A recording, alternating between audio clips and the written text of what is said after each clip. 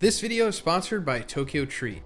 So coming into this chapter, we saw Megumi finally reunite with Tsumiki, which was like one of his biggest storylines throughout the series. Like aside from the Zenin stuff, at first it was waking Tsumiki up from her coma that she had fallen into. But after she woke up, she was forcibly put into the culling games. So then his big goal was to get her out of it. And now he's finally reached it. He's got enough points and was able to make a rule with the Kogane to have Tsumiki swap out of the culling game with Ichiji at the cost of 100 points. However, after Megumi gives Tsumiki the 100 points to exchange with Ichiji, she suddenly decides to add a rule to the game, which gives everyone the ability to enter and exit across colony borders. And after she does it, she says, better to choose your battleground, right? And Megumi's confused. He's like, wait, who are you? And she's like, who am I? I'm your big sister. So this is like the huge twist here. And it turns out that Tsumiki is not Tsumiki, but she's actually a reincarnated sorcerer. So for the longest time, we thought that Kenjaku altered her brain to give her a curse technique. Because before the culling game had started, the players were kind of broken down into like categories. There was like the players who were reincarnated sorcerers, the players who were regular humans and then had their brains altered so that they could have curse techniques. And then there's just like the standard players that willingly enter the game. And the audience was told that Tsumiki was given a curse technique. Even in this chapter, Megumi's like, why did I assume that Tsumiki was the awakened type? So this was just misinformation, cleverly handled by Gege here. And yeah, it turns out that Tsumiki was supposed to be a vessel for a sorcerer to reincarnate this whole time, and it makes you wonder if she is similar to Yuji in the fact that Kenjaku gave birth to her. I'm gonna have to make this into a separate video, but if you connect all the dots, it's very likely that Kenjaku is the woman that wound up marrying Toji. But anyway, the reincarnated sorcerer that Tsumiki has become is Yorozu, and she says that she hasn't fought for 1,000 years and she wants to choose who and where to fight, and she chooses SUKUNA and then flies away with like these wings, which I guess are her like curse technique. And as Angel and Yuji are about to go after her, suddenly one of the biggest moments in the series happens, just out of the blue, and it's SUKUNA finally saying "in chain," because we know that this is like the big binding vow that was set up between SUKUNA and Yuji way back in the beginning of the series. Like even the anime onlys are still patiently waiting for this moment, and we the manga hardcores are just getting it now. But first, let's talk about the sponsor of this video, Tokyo Treat. Tokyo Treat is a monthly Japanese snack subscription box where you'll get up to 20 of the latest, most exclusive limited edition and seasonal flavored Japanese snacks that are only available in Japan and for a limited time. They also come with these great little booklets that give you information on all of the snacks and items in the box, along with information on Japan itself. This month's box is My Snack and Valentine. Experience a true Valentine's Day in Japan with heartwarming sweets and treats like the Kit Kat Lucky Daifuku, Subamucho Sour Plum Chips, Karai Spicy Ramen,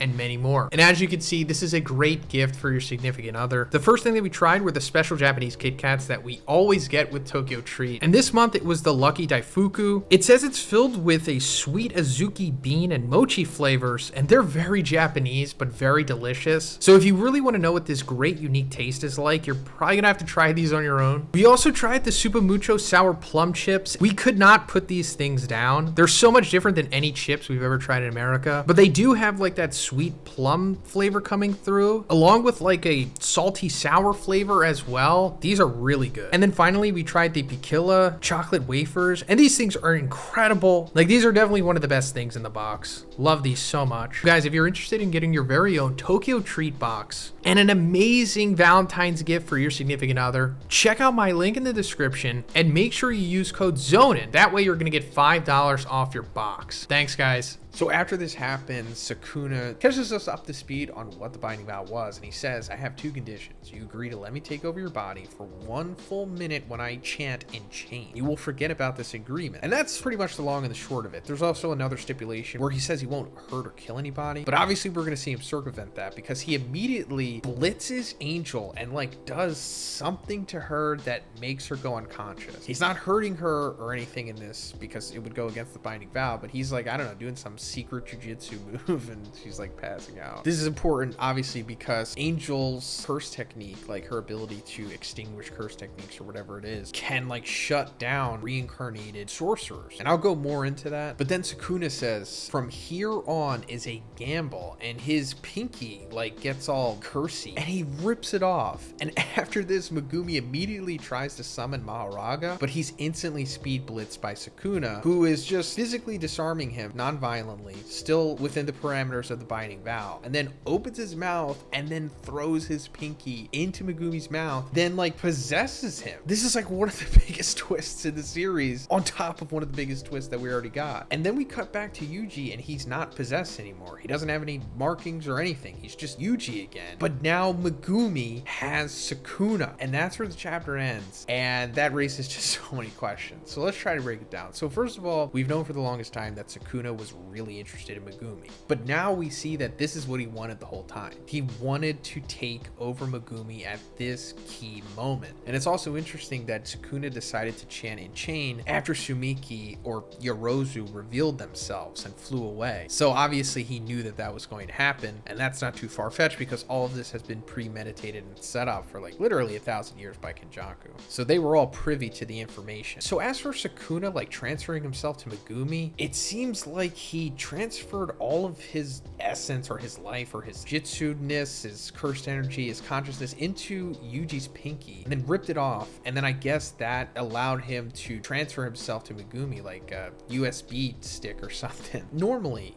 Megumi wouldn't be able to be taken over by this, right? Because even in the first chapter, when Yuji eats Sukuna's finger, Megumi says that's a special grade cursed object, a lethal poison. He'll die for sure, but there's a chance, a 1 in a million. And of course, you know, it wasn't really 1 in a million because it was premeditated that Yuji would eat it, but for Megumi to eat it, it would have been a 1 in a million for him to survive for sure, or at least it's implied as such. But since Sukuna is making like a fresh pinky here, maybe it's not the same as like his cursed object fingers stored in his grave wax. Maybe this is like the sashimi version of that, so it circumvents any kind of complications and it just instantly makes Megumi the host. I guess because he's also strong enough. It's not like he's just doing it to a normal human. Now, another interesting thing about Sukuna taking over Megumi is now he also has access to Megumi's points. Because in the previous chapter, Akotsu transferred his points to Megumi, and Megumi wound up having, I don't know, 359, something like that. And then, of course, he transferred 100 to Tsumiki so that she could get out of the culling game, but she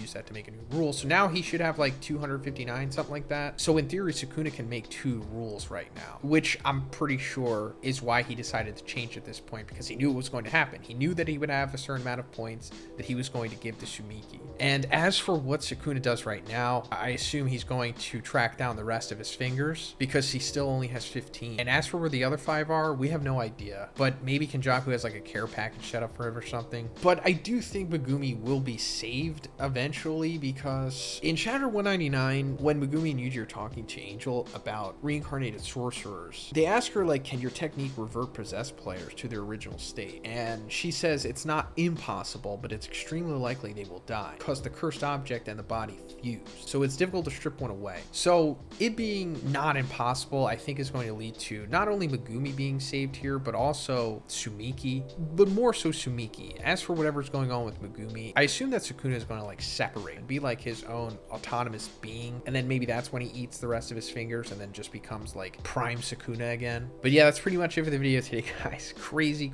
chapter. Let me know what you thought about this one in the comments, and if you liked it, please give it a like and please subscribe if you haven't already. Have a great day. I'll see you in the next one.